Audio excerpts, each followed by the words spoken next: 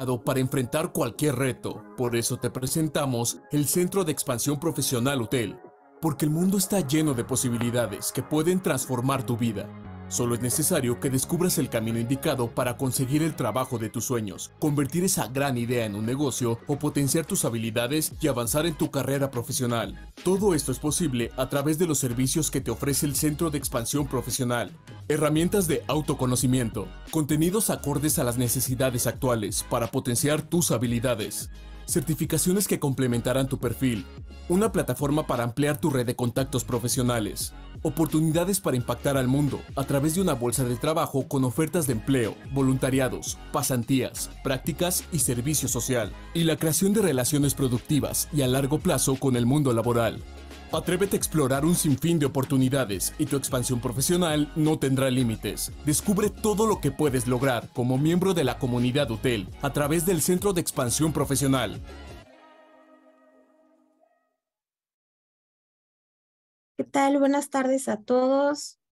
¿Cómo están? Sean bienvenidos a un nuevo webinar que traemos para ustedes desde Expansión Profesional, el primero del año. Entonces, creo que este va a ser un gran tema con el que vamos a poder iniciar.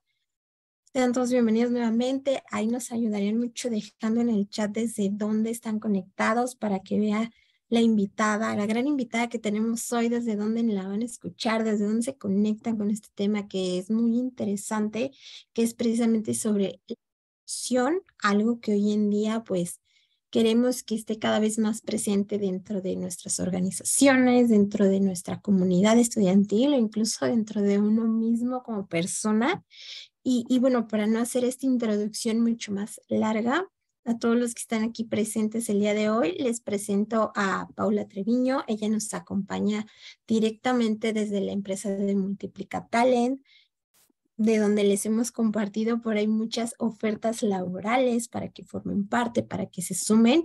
Y bueno, les cuento que Paula Treviño, un poco sobre ella, es que cuenta con más de 10 años de experiencia liderando y diseñando programas de desarrollo y creando estrategias de crecimiento. Además de esto, ella es psicóloga y tiene una maestría en terapia cognitivo-conductual.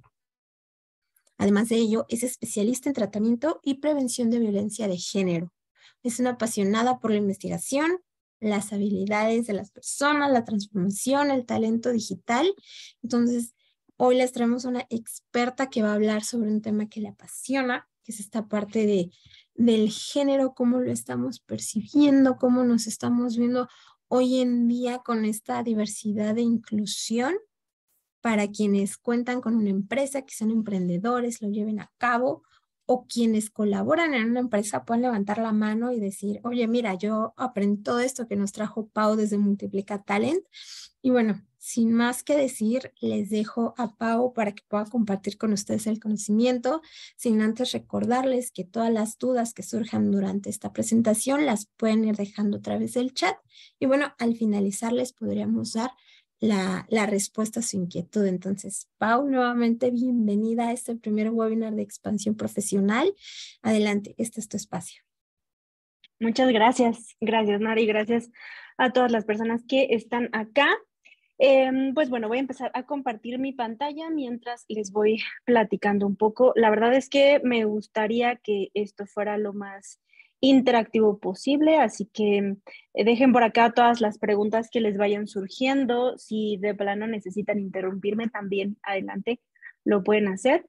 Les voy a platicar el día de hoy acerca de diversidad e inclusión, ¿no? Cuando hablaba con Jimena acerca de la definición del tema, bueno, se nos ocurrió el de el futuro de las empresas, ¿no? Y no solamente porque sea como un tema ahí, un título catchy, sino porque en verdad creemos que es el futuro de las empresas. Y espero que al final de la plática se queden con muchas más preguntas que respuestas. En realidad creo que esa es mi intención, el que puedan irse con muchas preguntas y con esta creencia de la diversidad e inclusión sí puede ser el futuro de las empresas, sí lo va a ser incluso casi que inevitablemente. Entonces, pues bueno, comencemos entonces, ¿no? Primero, esta plática está dividida como en 3 grandes partes. La primera es la revisión de los conceptos básicos. Aquí quiero que sea como más un ejercicio de, pues, de cuestionarnos tal cual qué es lo que sabemos acerca de diversidad y de inclusión, porque justamente no son temas nuevos y la realidad es que se ha hablado bastante de diversidad en los últimos años. Y si tú te metes a LinkedIn, está plagado de artículos acerca de la diversidad y por qué la diversidad es importante. Y vemos a un montón de empresas en junio poniendo una bandera de arcoíris en su logo. Entonces, el tema de diversidad no es nuevo realmente. Solamente traigo acá, pues, el tema sobre la mesa para que lo podamos ir separando, desmenuzando en conjunto, ¿no? Esta es una definición que creo que es la que más incluye todos los conceptos y la que está un poco más, pues sí, tal cual, completa, ¿no? Y es de la UNESCO. Y dice que es aquel enfoque que responde de manera positiva a la diversidad de las personas y a las diferencias individuales para el enriquecimiento de la sociedad a través de la activa participación en todos los procesos sociales y culturales de personas de toda etnia, color, raza, orientación sexual, género, edad, aspecto y creencia. No sé, ¿qué les parece esta definición? Si quieren acá contestar en el chat. ¿Les parece que esta definición está completa? ¿Nos queda claro? Me da la impresión de que con esto se engloba todo lo que creo que significa diversidad e inclusión. ¿Ustedes qué creen? Acá si quieren ir poniendo en el chat. O si alguien quiere quitar el micro. ¿Pueden activar su audio también, Nar? Sí, sin problema pueden Ok. activarlo para participar. Perfecto. Entonces, ¿qué creen? ¿Esta definición engloba todo lo que debería de ser diversidad e inclusión o no? Considero que sí. Que sí, por ahí alguien nos dice que sí. ¿Quién más? Gracias, Hugo César.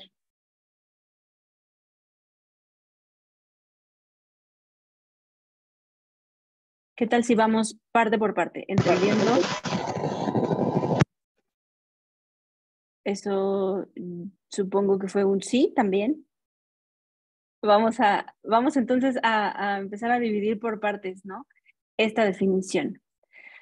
Primero, nos habla de diversidad como tal y diferencias. Entonces, es cierto que la diversidad está basada en las diferencias. La diversidad es justamente eso, diferencias.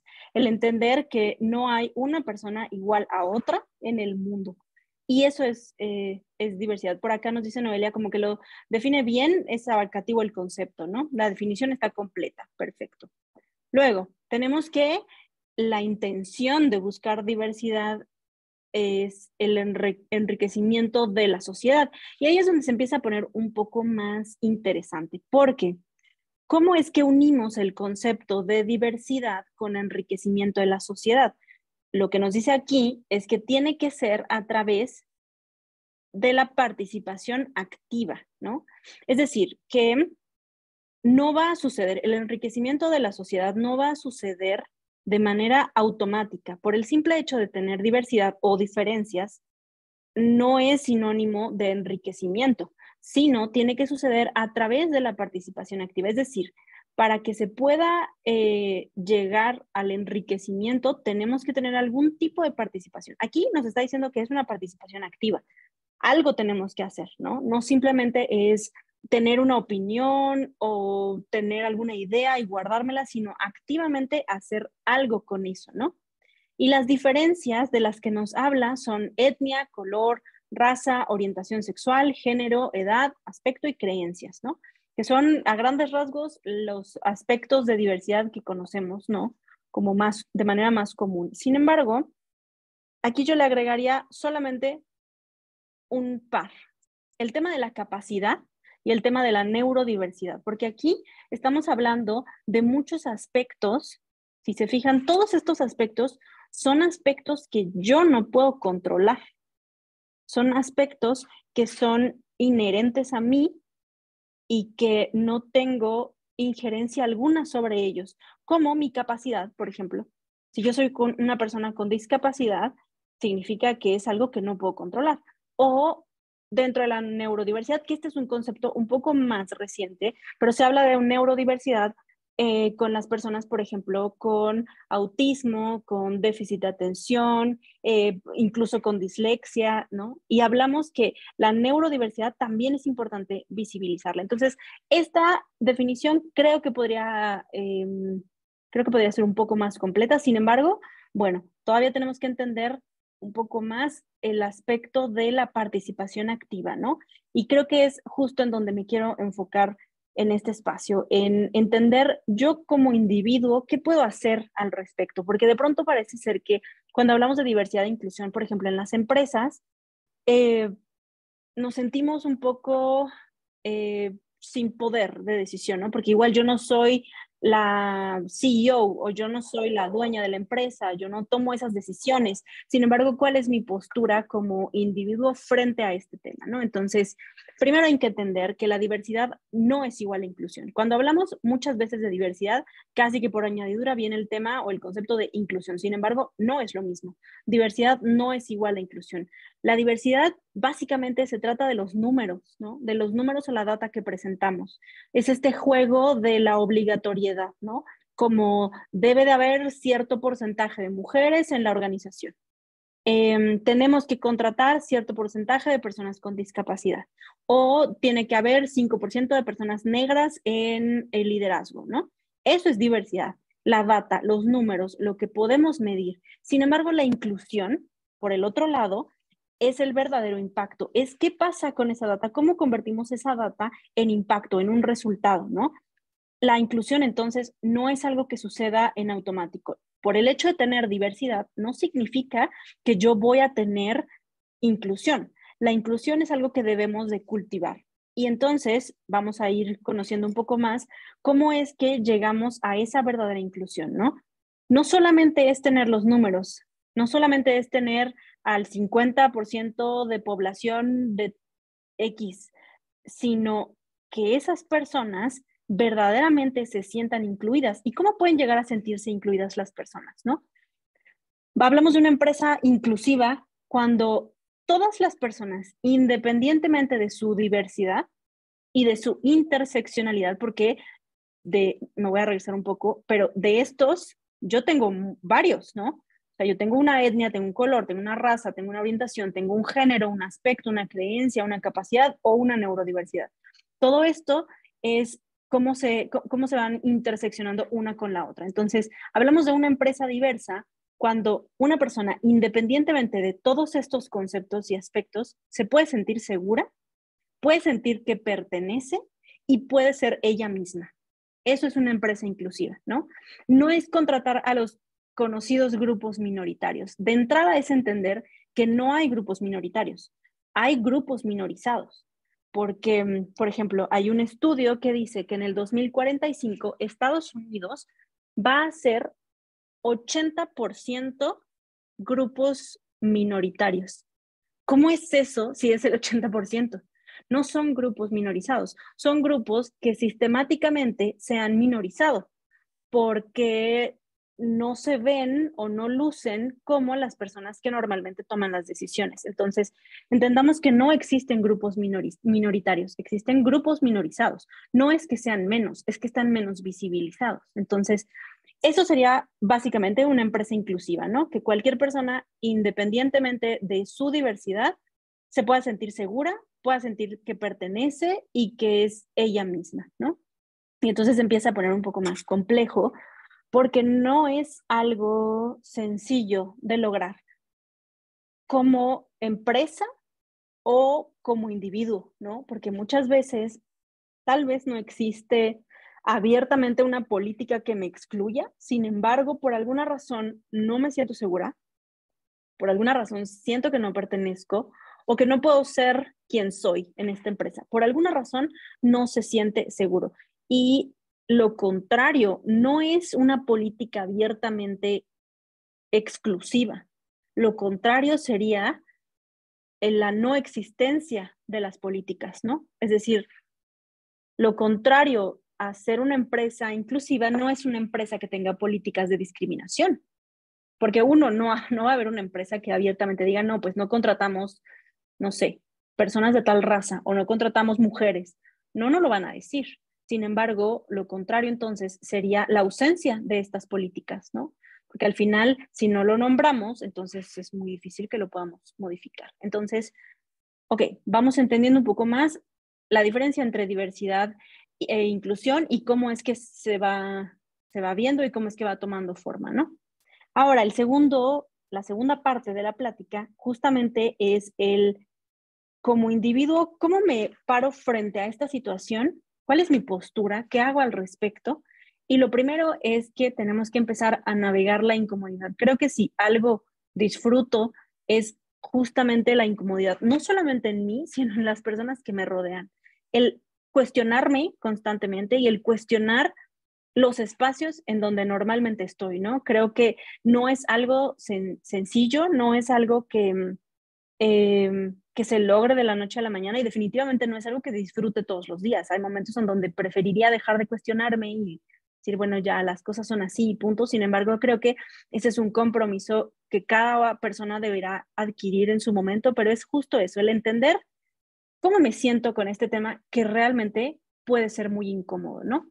Entonces, aquí pongo esta imagen que son algunos de los CEOs de Fortune 500 que se publicaron el año pasado, ¿no? Me gustaría preguntarles qué ven en esta imagen. Pongan las palabras, adjetivos calificativos que se les La ocurra. ¿Qué ven? mayoría son gente, son varones y la mayoría son gente se supone de ascendencia blanca. Claro, sí, la mayoría son blancos, la mayoría son hombres. Podríamos asumir, si quieren un poco más, solamente por la incomodidad, que probablemente son hombres heterosexuales también, ¿no? Pudiera O ser.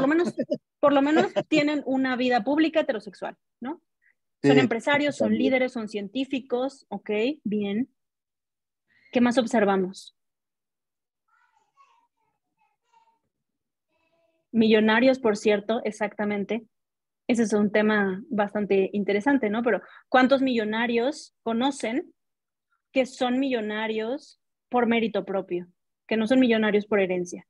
Herencia de cualquier tipo, ¿no? Distintas edades, distintas generaciones, ¿ok? Bien. Bueno, voy a incomodar un poco y yo voy a decir que yo veo privilegio.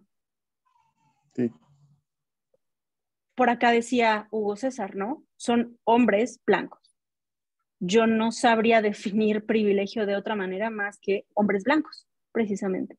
El privilegio de un hombre blanco es superior a muchos otros privilegios. Y aquí sé que este tema puede ser incómodo y yo honestamente sí es mi objetivo incomodar porque sé que cuando hablo de privilegio, muchas personas se incomodan. Si tienen tiempo y no se molestan fácilmente, pongan en Twitter privilegio y revisen todos los tweets de personas molestas cuando se habla de privilegio. Verdaderamente incomoda hablar de privilegio. Porque sí, estoy de acuerdo que en muchos foros, cuando hablamos de privilegio, se habla desde la culpa, se habla desde el evidenciar o hacerme sentir mal por los privilegios que tengo, ¿no? Si no es que hay una full negación del privilegio, ¿no? Es el, no, yo no tengo ningún privilegio, yo tengo lo que tengo por mi trabajo y ok, muchas veces es así, pero entonces yo aquí quiero que podamos en conjunto empezar a reflexionar, ¿no? ¿Qué es el privilegio? Primero es un concepto social, es decir, es un concepto que nosotros como personas, como seres humanos, hemos ido creando. Es relativo, es cierto, porque tiene que ver con mi interseccionalidad. No es que un privilegio sea siempre el mismo. Por ejemplo, yo tengo cierto privilegio por ser mujer en Ciudad de México, que tal vez no tengo o no tiene otra persona siendo mujer, siendo heterosexual en Qatar, por ejemplo. Y tiene que ver con con el contexto, con la religión, con las leyes del país, con muchas cuestiones, ¿no? Entonces, es un concepto social, es relativo y muchas veces termina siendo algo subjetivo, pero algo sí es casi siempre seguro. No somos conscientes de ese privilegio. Pareciera ser algo invisible cuando lo tienes.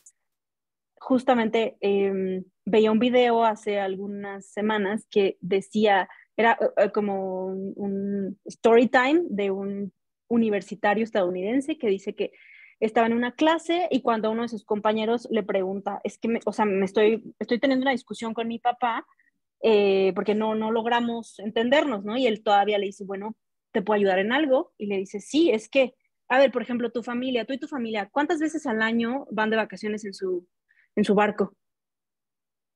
Y él, ¿cómo? O sea, en mi barco. Le dice, bueno, en tu yate, lo que tengas. Y él le dice, no, mi familia no tiene barco, mi familia no tiene yate, jamás he estado en el mar, de hecho. Y entonces al otro le parecía irreal, ¿cómo que no, cómo que tu familia no tiene yate? Porque él había crecido con un yate, ¿no? Y este es un ejemplo bien burdo de cómo se ve el privilegio, pero al final de cuentas es eso, es algo que parece invisible cuando lo tienes. Y el empezar a cuestionar nuestros privilegios debe implicar un cierto nivel de conciencia, de self-awareness, de la capacidad de darnos cuenta, sin llegar a una culpa, porque, a ver, algo tiene el privilegio y es que tú no lo pediste. Es una característica que tienes sin haberla pedido, ¿no? No elegiste la familia en la que naciste, por ejemplo.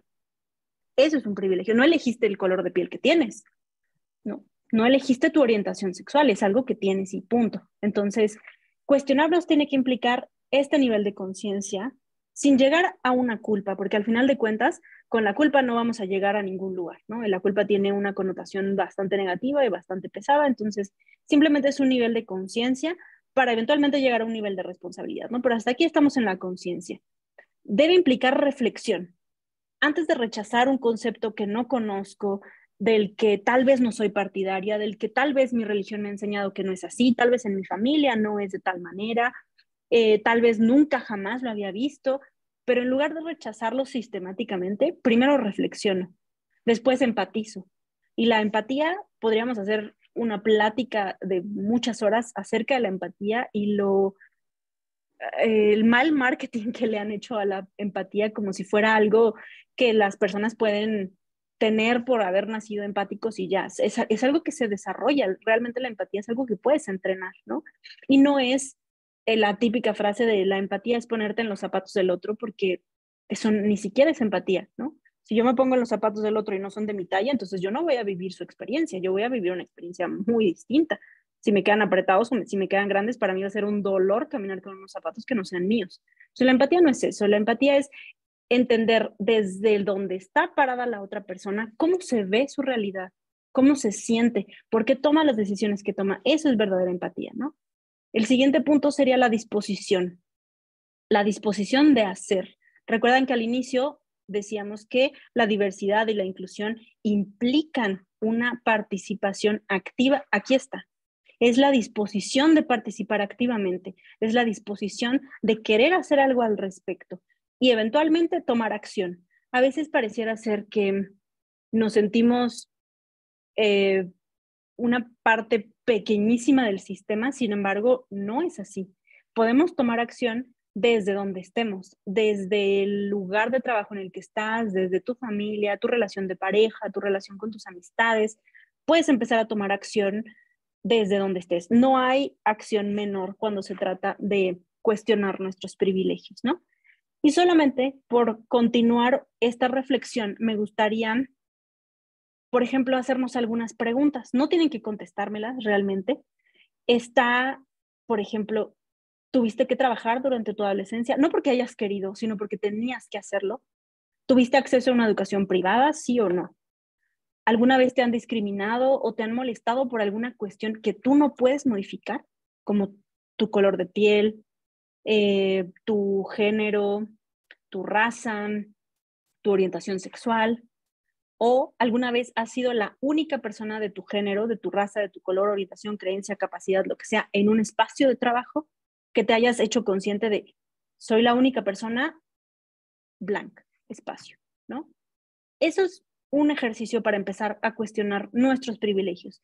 Los tenemos, eso es cierto. O sea, definitivamente es algo que existe y es algo que entre más conscientes seamos, más fácil podemos avanzar al siguiente nivel, ¿no? Y entonces, me gustaría presentarles que es una de las herramientas más útiles en cuestión de privilegios, y es algo que, a ver, no tienes que broadcastearlo al mundo entero, no tienes que contarle a todo el mundo de esto, son preguntas que tú te puedes hacer e ir respondiendo sin tener que contarle y decirle a nadie, ¿no? Pero esta pequeña gran rueda nos habla de los distintos niveles de privilegios, estando al centro las personas con más privilegios. Incluso hay una fórmula para ir calculando el porcentaje de privilegio que tienes, y en los extremos exteriores está las personas con menor privilegio, ¿no? Y entonces aquí, si se fijan, se consideran conceptos como la sexualidad, el género, tu estado de ciudadanía, por ejemplo, tu educación formal, si eres una persona indígena o no, lenguaje, edad, bueno, todos estos conceptos. Entonces, si quieren hacerle un screenshot, que igual les voy a compartir la presentación en un momento, pero esta pequeña gran rueda nos habla de todos los distintos aspectos que podría verse en la diversidad. Y yo me atrevería a agregar uno, y díganme si se les ocurre otro más, pero por ejemplo aquí no está el tema de acceso a la tecnología y dominio de la tecnología, porque no sé si le sucedió en su familia o incluso en su entorno laboral, que al momento de empezar la pandemia y todo se convierte remoto, pues obligatoriamente, vemos a muchas personas de cierta edad o de cierto contexto social o de cierto estrato económico que no tiene acceso a la tecnología o no tiene dominio, ¿no? O sea, nunca jamás en su vida había usado Zoom, por ejemplo, y de pronto todo es por Zoom. Nunca jamás había usado Google y de pronto tiene que estar googleando cosas. Tomar una videollamada, mandar un correo, o sea, eso del acceso a la tecnología hoy sigue siendo un problema. Entonces, ese es otro privilegio del que tal vez alguna generación, muchas generaciones, muchas partes de la generación tenemos acceso casi que de manera automática, ¿no? Entonces, aquí este comentario justo de Carlos Manuel de León, me parece muy interesante este comentario, ¿no? Como actualmente los heterosexuales estamos siendo excluidos y rechazados de muchos espacios y muchos privilegios para los homosexuales. Bueno, claramente yo te podría decir, no estoy de acuerdo con este comentario, con esta aseveración, por muchas razones, pero vamos, si quieres, a irla como desmenuzando poco a poco, ¿no? El privilegio, nos regresamos un poco, es algo que tienes sin haber pedido, ¿no? Desde ahí, ¿no? Es algo que te permite realizar ciertas cosas bajo el espectro de seguridad, ¿no? O sea, yo, por ejemplo, siendo una mujer heterosexual, me pude casar sin ningún problema. No tuve que hacer ningún trámite ni nada. Sin embargo, si yo hubiera sido homosexual, en muchos estados es algo que ya está bastante trabajado, ¿no? Pero a lo mejor en otro país, en otro continente, no podría hacerlo libremente. Entonces estamos hablando de un privilegio. Entonces no se trata de invisibilizar ni de restar. El privilegio no necesariamente le quita a otros. Eso es algo bien importante y es algo que justamente podemos contextualizar con el tema que les decía de la culpa, ¿no? O sea, no porque yo tenga ciertos privilegios, en automático significa que se los quito a otra persona, ¿no? Porque, a ver, yo no fui directamente a quitarle algo. Sin embargo, el hacerme consciente de esos privilegios sí me supone cierta responsabilidad, si lo decido hacer, obviamente, para accionar algo al respecto, ¿no? O sea, si yo soy una persona por ejemplo, que tengo acceso a la información, que tengo cierto grado de educación, que tengo un trabajo que me permite, no sé, tener cierto salario. O sea, eso, si yo me empiezo a cuestionar mis privilegios, a lo mejor me lleva a la conclusión de que podría hacer algo con las personas que no tienen el mismo privilegio. Entonces, realmente de eso se trata, ¿no? No de entender que el darle un privilegio que en realidad ahí habría como que adentrarnos un poco más, pero no son privilegios, son derechos. Entonces, cuando una persona se le otorgan derechos, no significa que se le quitan los privilegios a otra. Al contrario, estamos hablando justamente de eso, ¿no?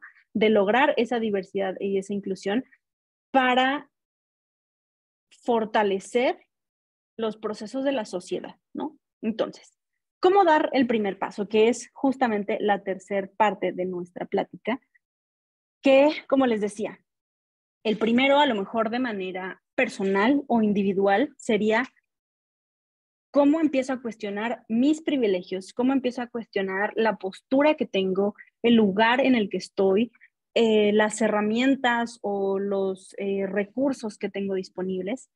Pero podemos hacer un poco más, ¿no? Empezar a cuestionarnos y ahora que estoy conociendo un poco más del tema, que me quiero adentrar, que me interesa, ¿cómo podría dar el primer paso, no? Lo primero es que te importe, que sea algo que sea relevante para ti. Honestamente, lo más sencillo podría ser ni siquiera utilizar la empatía como tal, pero busca dentro de tu red cercana alguna persona que creas que no está siendo beneficiada con este tema de diversidad e inclusión, ¿no? Alguien en tu familia, alguien en tu círculo cercano tendrá alguna condición por la que se sienta discriminado o discriminado. Entonces, si eso necesitas para que te importe, haz ese ejercicio. Si no necesitas ese ejercicio como de apelar como a tu aspecto sentimental, entonces que te importe por el simple hecho de que es lo justo. Entonces, el primer paso sería ese, que te importe lo suficiente como para hacer algo al respecto, ¿no? Porque a lo mejor puede ser que me interese demasiado, me parece un tema como, wow, sí, alguien debería hacer algo, pero la verdad no tanto. O sea, no tanto como para yo decir, bueno, siquiera me pongo a investigar o googleo o veo un video en YouTube o le pregunto a mis amigas, amigos.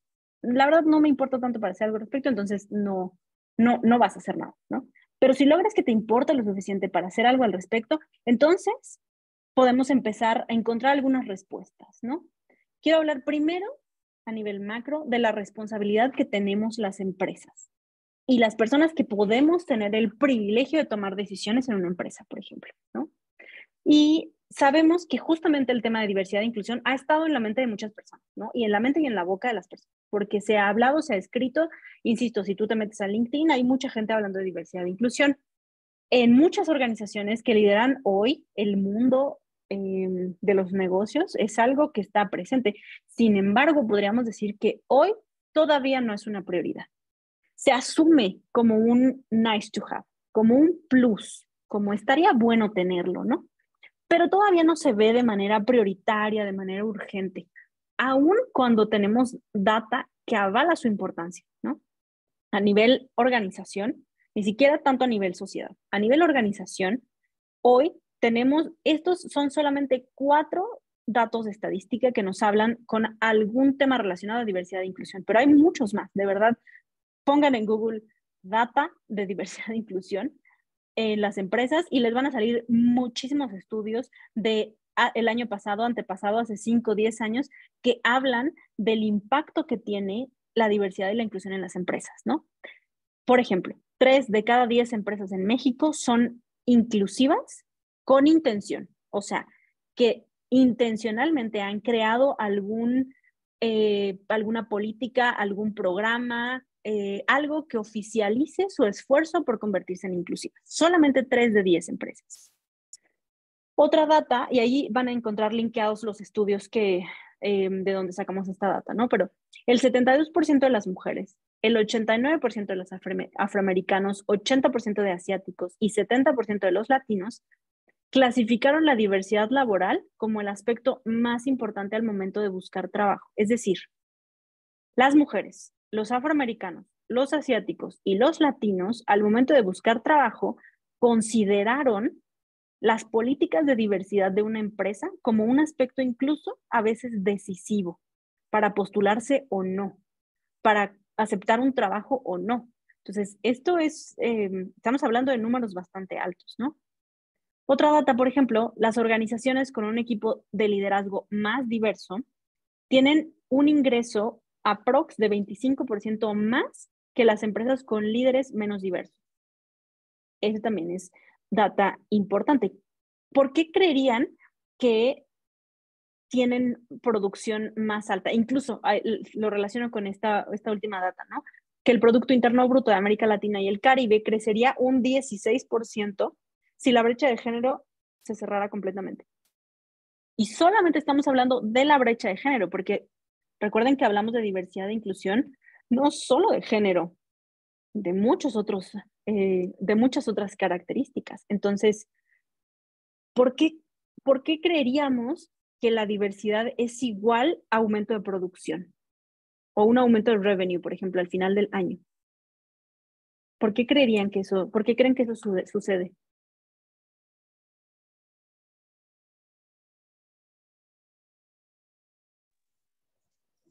Considero que gran parte de la sociedad puede sentirse incluida y además considerada como un ser humano sin ninguna cortapisa, porque creo yo que eso es lo que hace que algunos grupos se sientan invisibilizados o discriminados o relegados a un ámbito en el que no les corresponde por ser humanos nada más, por eso.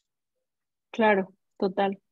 Y entonces vemos que si esas personas, por el contrario, se sienten visibilizadas, incluidas, entonces nos encontramos con que el producto o servicio que estemos creando llegará a más lugares.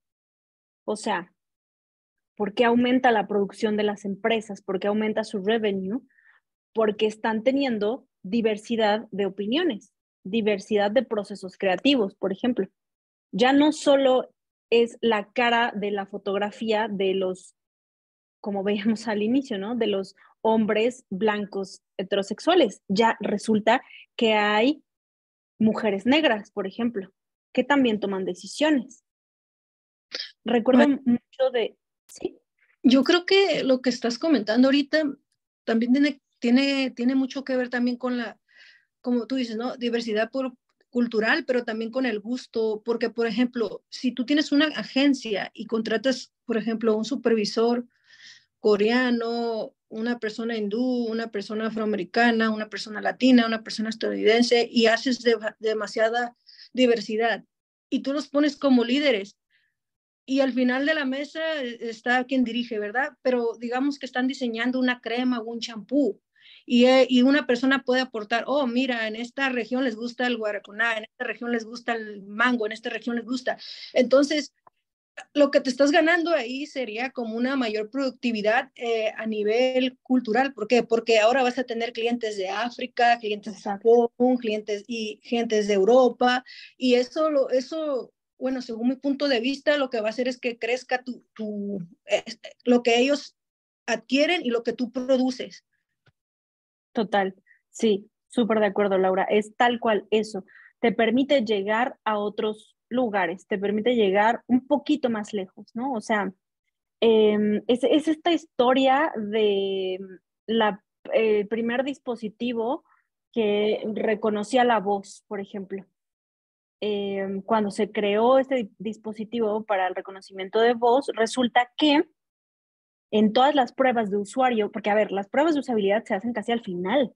Entonces, imagínense todo el proceso creativo que llevó, el proceso de tecnología y desarrollo de producto, para que al final, en las pruebas de usabilidad, resulta que el dispositivo no reconocía las voces de las mujeres, solamente reconocía las voces masculinas. Y cuando se revisa el proceso de creación, lo crearon solamente los hombres. Entonces, si por ahí se hubiera agregado una mujer que dijera, oye, si hacemos pruebas con mi voz, a lo mejor se hubieran ahorrado no solamente mucho tiempo, sino muchísimo dinero. Entonces, por eso, si esto no es suficiente, tenemos entonces más razones. Aquí tengo esta lista de las razones por qué elegir diversidad y sexualidad, diversidad e inclusión en tu organización. Primero, mejora el bienestar. Sabemos que trabajar en un ambiente inclusivo mejora la salud mental, el bienestar de las personas, justamente como decía acá Hugo César, las personas se sienten valoradas, se sienten respetadas. Entonces, ese es uno de los puntos importantes, ¿no? Si no te es suficiente, entonces hablemos de la productividad, ¿no? Un ambiente inclusivo, justamente lo que hablábamos ahorita, ¿no? Fomenta la creatividad, fomenta la innovación, que al final de cuentas es mucho de lo que estamos buscando ahora. Se obtienen ideas y perspectivas de una variedad de personas con diferentes orígenes y experiencias, como decía Laura, o sea, la experiencia de las personas también aporta muchísimo. Tercero, oportunidades de crecimiento. Por lo general, vemos que las empresas inclusivas ofrecen programas de desarrollo y de capacitación que ayudan a las personas a desarrollar sus habilidades, avanzar en sus carreras. ¿Por qué? Porque respetamos esa diversidad. Sabemos que a lo mejor tu camino va a ser distinto al mío. Desde ahí ya estamos hablando de diversidad e inclusión, ¿no? Yo reconozco que las formas de aprender, de asimilar el conocimiento son distintas. Y la inclusión se ve que entonces tomo en cuenta esas diferencias, esa parte de la diversidad, para tomar decisiones al respecto. El siguiente es la retención. Las personas que se sienten valoradas, que se sienten respetadas, como decíamos al inicio, que están en una empresa que les permite sentirse seguras independientemente de su diversidad, que les permite sentirse incluidas, tomadas en cuenta. Entonces son personas que son menos propensas a buscar trabajo en otra parte. Entonces, todos sabemos acá que el índice de rotación termina afectando bastante a las empresas, porque entonces son gastos tras gastos, el tiempo en el que contratas a alguien más, termina su curva de aprendizaje, aprende a desarrollar lo que sea que tenga que desarrollar. Entonces, la retención también es un aspecto que le interesa a las empresas, ¿no? Y el último, no menos importante, sería el de mejorar la imagen de la marca, ¿no? Al final, una empresa inclusiva sí puede atraer más clientes, sí puede mejorar su reputación, porque las personas van a preferir esta tendencia de trabajar con empresas que comparten sus valores. Entonces, si bien sí es un tema que está, pues tal vez en auge, no es que esté de moda, es que simplemente cada vez es más obvio que es necesario, ¿no? Entonces, ¿cómo puedo dar el primer paso? Y aquí creo que en este sentido podemos encontrar qué paso puedo tomar desde el punto en el que estoy, ¿no? Si soy una persona buscando trabajo, si soy un estudiante, si soy un padre de familia, si soy director o directora en una empresa, si recluto, desde la posición en la que estén, estos serían como algunos pasos que podríamos ir tomando. El primero es abrir la conversación, sin importar mi posición. ¿Por qué? Y mi posición hablo de justamente mis privilegios, ¿no? Es decir, ¿por qué yo no podría hablar, por ejemplo, de una política de diversidad e inclusión en mi empresa que se enfoque en contratar personas trans si yo no soy trans? Lo puedo hacer. Es simplemente empezar a abrir la conversación, sobre todo en espacios donde no se esté abriendo, ¿no? ¿Qué pasa con mi empresa? ¿Por qué no contratamos, por ejemplo, personas de la tercera edad? ¿Podríamos hacerlo? No importa si yo no soy de la tercera edad. ¿O qué pasa si contratamos ahora, tenemos un programa, por ejemplo, para contratar personas con discapacidad visual? Podría hacerlo, ¿no? No importa si yo no soy discapacitada visual, es simplemente empezar a abrir la conversación. En segundo lugar, es empezar a priorizar más comportamientos en lugar de valores, porque no se trata, no quiero decir aquí que los valores, por ejemplo, de una organización no son importantes, solamente digo que muchas veces terminan siendo tan intangibles, tan etéreos, que son difíciles de alcanzar, ¿no? El valor de una empresa, ¿no? Su valor tiene que ver más con un aspecto incluso a veces hasta moral. En lugar de eso, ¿por qué no nos enfocamos en comportamientos específicos, ¿no? Que el comportamiento sea tal cual. En esta organización, por ejemplo, no toleramos comentarios homofóbicos. Ese es un comportamiento específico, ¿no?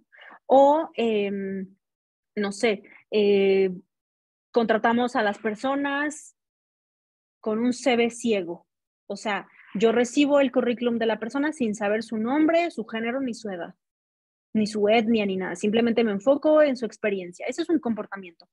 Entonces, ese sería el segundo paso, el priorizar eso, los comportamientos en lugar de los valores. El tercero, no establecer políticas por imposición. No saben la cantidad de empresas que dicen, ahora hay una política de diversidad e inclusión que entra en auge a partir de ahora, ¿no? Y resulta que las personas muchas veces la sienten como eso, como una imposición. A mí nadie me preguntó, yo no sé qué significa esto, van a cambiar las cosas y empezamos a reconocer un rechazo brutal. Entonces, la recomendación es que no haya políticas por imposición. Es mucho mejor hablar de que se está trabajando en algo y eso te tomará 1, 2, 3 años, no sé, lo que tenga que durar, a casi es mejor no tener nada a tener algo impuesto, porque lo impuesto sí o sí va a ser rechazado. Entonces, esa sería mi recomendación. El siguiente sería que haya políticas de beneficios con base en la diversidad, que no haya beneficios o política de beneficios genéricos, sino que haya beneficios pensados en esa diversidad. Por ejemplo, no sé, una política de home office pensada en las personas con discapacidad. ¿Qué tal es más difícil trasladarse de un lugar a otro, llegar a una oficina que igual y ni rampa tiene, cómo se van a subir? Entonces, a lo mejor la política de home office podría ser un beneficio pensando en justo en esta diversidad, ¿no? El siguiente paso sería sensibilizar y después concientizar, que este tiene que ver 100% con un proceso de educación. A ver, hablar de diversidad e inclusión es educar, es empezar a incluir conceptos que a lo mejor a mis 30, 40, 50 años no conozco. Me reconozco ignorante de este tema y entonces primero tenemos que empezar a sensibilizar, es decir, a hacer este tipo de reflexiones de cómo impacta esto en mí y en las demás personas. Y después este proceso de concientizarnos, ¿no? De ya llevar a la reflexión de esto qué significa para mí. ¿Cómo es que yo, les decía al inicio, yo me paro frente a este tema? ¿Qué hago al respecto? Entonces, la recomendación, por ejemplo, antes de establecer una política, siempre será la de la educación. Sensibilicemos a las personas de la organización, después concienticemos y hasta después creamos las políticas. El otro que pareciera ser obvio, pero no saben la cantidad de experiencias bastante chuscas nos encontramos al respecto, y es, no crees planes sin contar con el grupo diverso. O sea, no crees una política de inclusión, por ejemplo, para personas con discapacidad, sin contar con las personas con discapacidad. O sea, no puedes crear algo sin contar con ese grupo diverso. Tienen que estar en la conversación, tienen que estar en la mesa. Eso es inclusión. Tomarles en cuenta, que tomen las decisiones, que sean parte de esto. Eso es justamente diversidad e inclusión. El siguiente es construir un liderazgo diverso y convencido, que a lo mejor este es un punto incluso un poco más complicado que el de la población general, pero es que la capa de liderazgo, uno, sea diverso para que pueda tomar las decisiones como ese grupo diverso. Segundo, que esta capa esté convencida, que esta capa de liderazgo esté convencida de que esta es la forma de tomar las decisiones. Que sepa que como this is the way, así lo tenemos que hacer. Si esa capa de liderazgo no está convencida, es muy fácil que no se permea toda la organización. Al final de cuentas, muchas veces los líderes son quienes se encargan de bajar la información, ¿no? De comunicarla, de lograr que también su equipo esté convencido. El siguiente es visibilizar y representar. Aquí, otra vez, un tema bastante incómodo y es el de las etiquetas, ¿no? Muchas personas dicen, no, pero es que ¿para qué te pones una etiqueta? Pues eres ser humano y ya. Sí, ok, eso es bastante obvio, somos seres humanos, pero las etiquetas resulta que sí importan. Sí importa hablar de personas ciegas, de personas trans, de personas negras, porque a ver, cuando empezamos a hablar de las etiquetas, mencionarlas, representarlas y visibilizarlas, resulta que empezamos a inutilizar un poco o mucho el insulto. Las etiquetas por mucho tiempo han sido un insulto. Y cuando las empezamos a visibilizar y a representar, de alguna manera le restamos este poder negativo que tienen. Así que las etiquetas sí importan y hablar de todos estos temas es importante. Y el siguiente es el de alzar la voz siempre. No importa en dónde esté, no importa con quién esté, no importa si la persona directamente afectada no soy yo, Siempre voy a alzar la voz por aquellas personas que, recordemos, no son parte de una minoría. Son poblaciones minorizadas, es decir, sistemáticamente se han minorizado. Entonces, si yo estoy consciente de mi privilegio y puedo alzar la voz en el momento para que se tomen decisiones, para que se respeten sus derechos, entonces lo hago. Por eso es importante el alzar la voz. Y por eso también es importante estar educado. Usted habla de lanzar la voz y de hablar, de tener voz, ¿verdad? Y, por ejemplo, porque yo convivo mucho con afroamericanos y todo, y no sé, ¿dónde es usted, perdón? Yo, mexicana. Ok, aquí en Estados Unidos, si tú refieres mucho la palabra como negro, negra, se ve ofensa porque estás etiquetando. Nosotros, para poder referirnos a población, tenemos que decir personas de color, porque no sé, ¿verdad? Pero aquí así es con nosotros, porque la palabra negra se ve como discriminación. Claro. La otra cosa también que me llamó mucho la atención es que, por ejemplo, yo tengo autismo, déficit attention y otras cosas más, ¿verdad? Pero sí soy líder y dirijo un programa de personas latinas, ayudo a personas, me enfoco en todo lo que usted está diciendo, pero una cosa que yo he discutido con otros colegas es cuando yo quiero ser doctora y quiero llegar alto, ¿verdad? Para ayudar a las personas que como yo, ¿verdad? Que han crecido, que vienen de un sector diferente, pero yo lo que estaba debatiendo es por qué en las agencias o en las compañías, cuando hay un cambio de ley o una regulación o una norma, nunca las agencias te explican al nivel del empleado, porque por ejemplo, digamos que si tú como jefa me dijeras, oh, Laura, estas son las nuevas políticas y aquí se va a basar en el artículo 23, 24, 25, pero qué tal? Yo nunca he visto que las agencias hagan tan profundo como, oh, mira, Laura, en esta política es la política 25 y dice que si tú le quitas la silla a alguien y se cae o se genera un accidente porque tú estás haciendo esto, te estás expresando así, va a pasar eso. Muchas veces las compañías lo que hacen es un papel con políticas o leyes que el empleado no entiende y al final no hay una retroalimentación o no hay una reflexión sobre lo que realmente es el objetivo. Y yo me he fijado aquí en Estados Unidos, en otros países, es lo mismo, solo te entregan un sticker o un memorando, un informe, pero en realidad, igual, me ha pasado a mí cuando tengo cursos pues voy a otra universidad, ¿verdad? Y estoy sentada en la clase de los maestros y son doctores, yo no entiendo nada de lo que me dicen y yo lo que hago es tener voz, decirle, hey, ¿me puedes explicar de una forma en que una persona común y corriente te entienda? Porque yo no te voy a entender, ¿verdad? Yo he preguntado qué es este trastorno, qué es esto, qué es aquello. Yo trabajo en el sector de la salud mental también. Entonces, yo pregunto, pero ¿por qué no educarnos también porque sí decimos los privilegios? Todo eso estoy de acuerdo, pero también en parte de los privilegios está como nosotros como seres humanos profesionales, entender que si tú le dices, oh, mira, si yo tengo una persona, digamos, con el trastorno ocurrente por uso de sustancia, ¿por qué no quitarnos? Entendemos que entre nosotros profesionales sí podemos hacerlo, pero ¿por qué no quitarnos esas palabras que nos estigman como super profesionales y decirle a la gente, hey, mira, cuando hay un problema por uso de sustancias, la situación pasa así. Bueno, disculpa, dices que tenga voz y la quiero tener, y esos son los errores que yo miro más comunes en las agencias, que el expresarse con el empleado que tiene menos nivel intelectual, y yo me considero con menos nivel intelectual porque siempre hablo con mis superiores, ¿qué quiere decir esto? Dímelo en forma de que entienda. Pero me pongo a pensar y digo, porque también mis pacientes también a veces son personas humildes, ¿verdad? Y me pongo a pensar, yo les voy a hablar como yo sé que ellos me van a entender. Y eso es algo que yo invito, si hay líderes aquí, a que lo hagan. Van a ver cómo su comunicación cambia.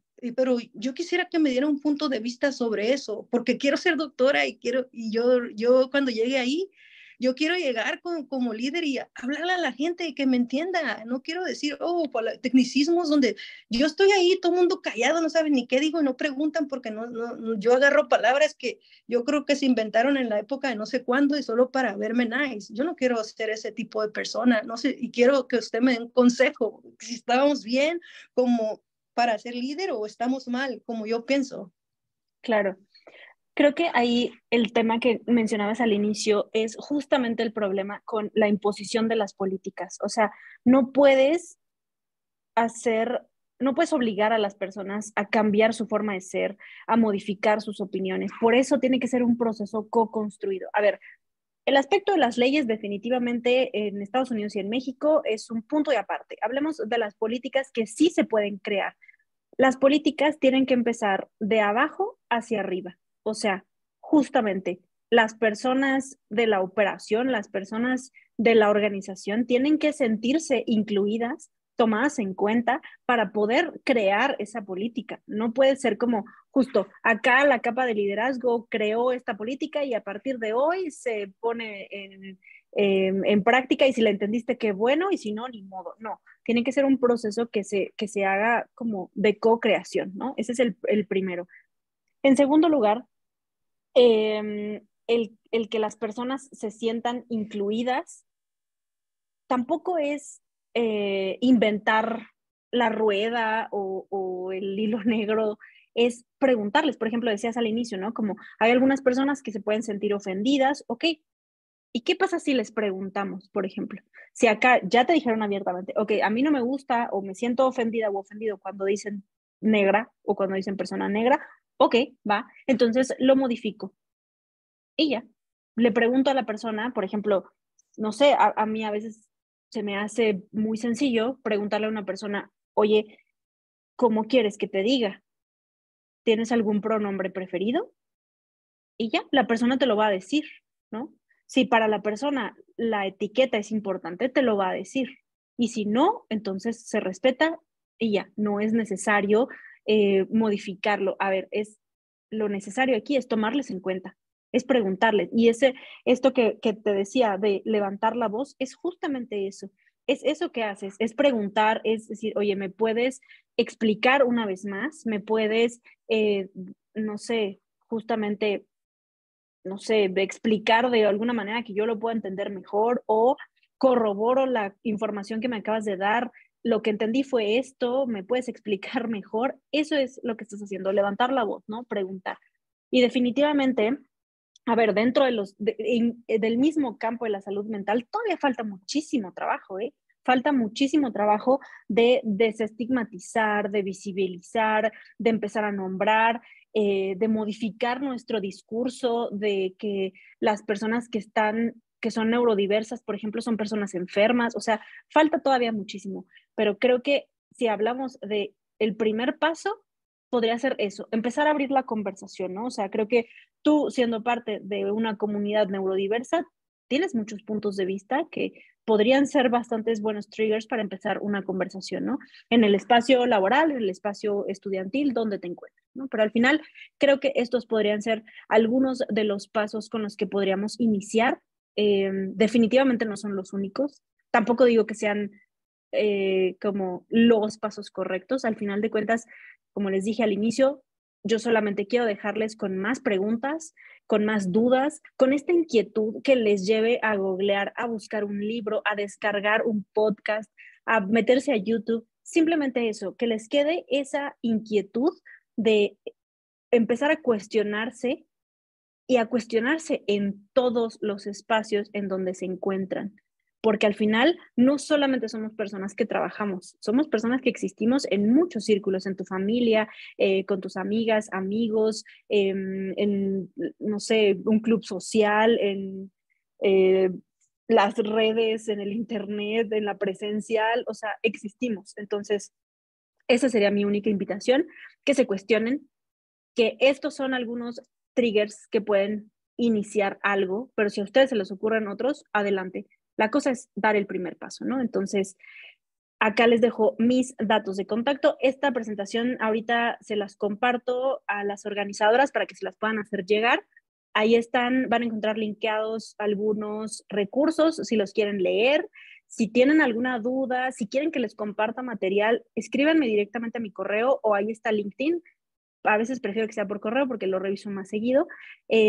Pero a ver, si lo que queremos es iniciar la conversación, pues utilícenme a mí para iniciar esta conversación que me encantará poder conversar con ustedes. Así que Pues muchas gracias. Gracias también a UTEL por la oportunidad, por invitarme.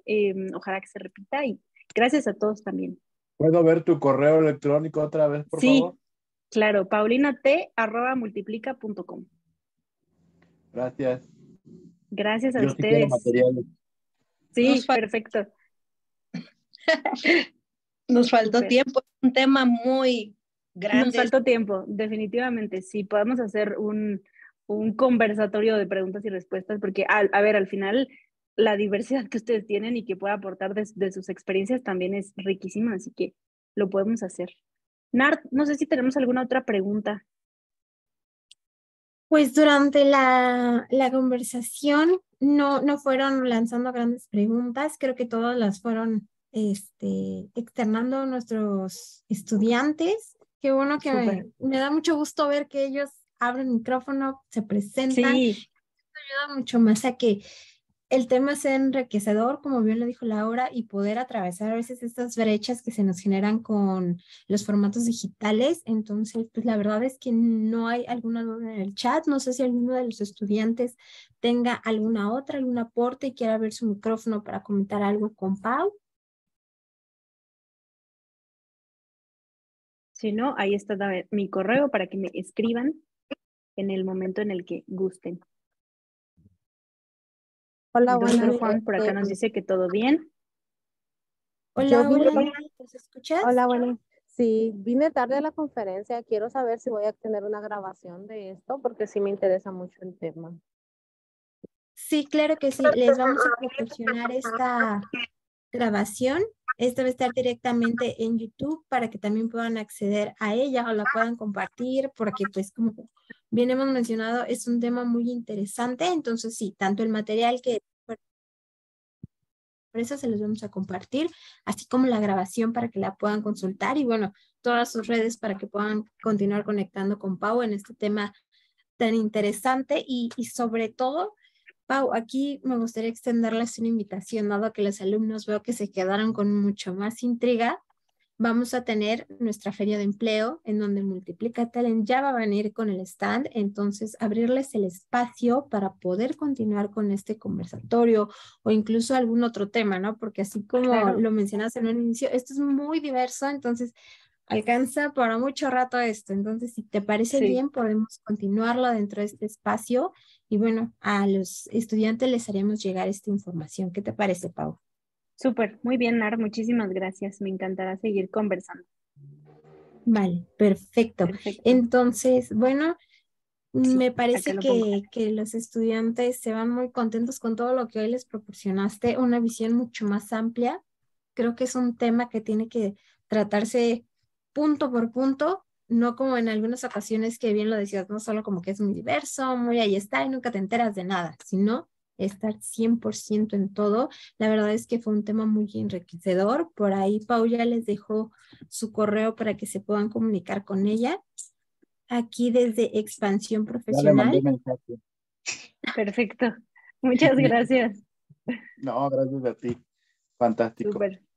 Gracias, pues que tengan bonita tarde y esperemos seguir en contacto. Súper bien. Les comparto a todos ustedes, estudiantes, un formulario para que puedan evaluar este espacio, saber qué temas son los que les interesan para traerlos.